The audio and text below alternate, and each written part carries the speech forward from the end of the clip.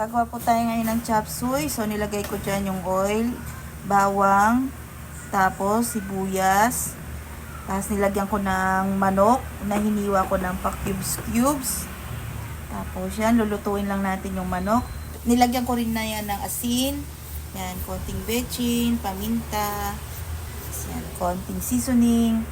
Yan, para manut yung lasa niya sa karne.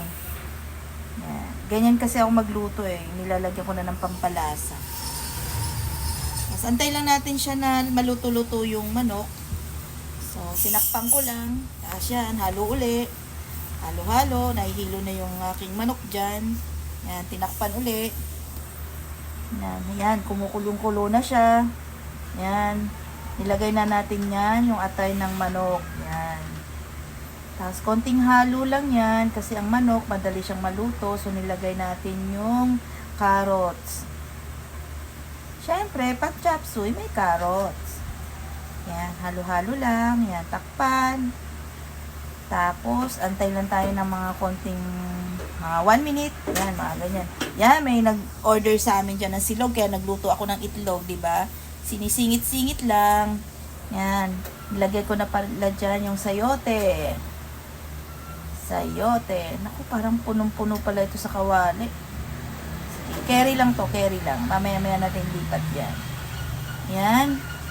Lagyan ako ng tubig, syempre, pampalambot ng ating gulay.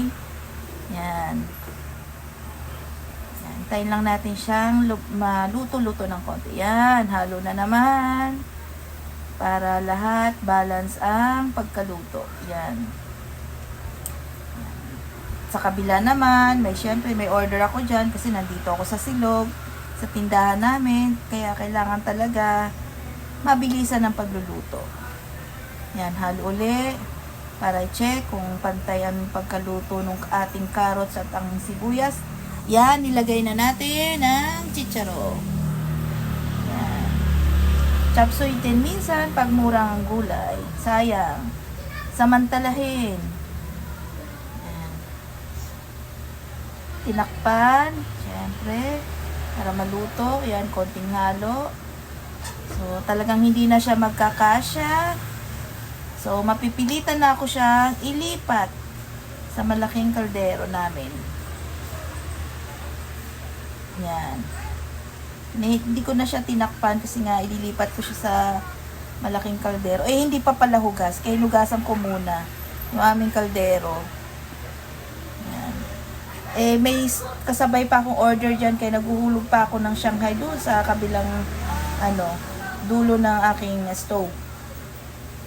Yan, tingnan mo, nailipat ko na siya. Magic. Yan, hinalo-halo. Nilagyan ko po yan ng repolyo. Tapos, nagtunaw lang ako ng cornstarch.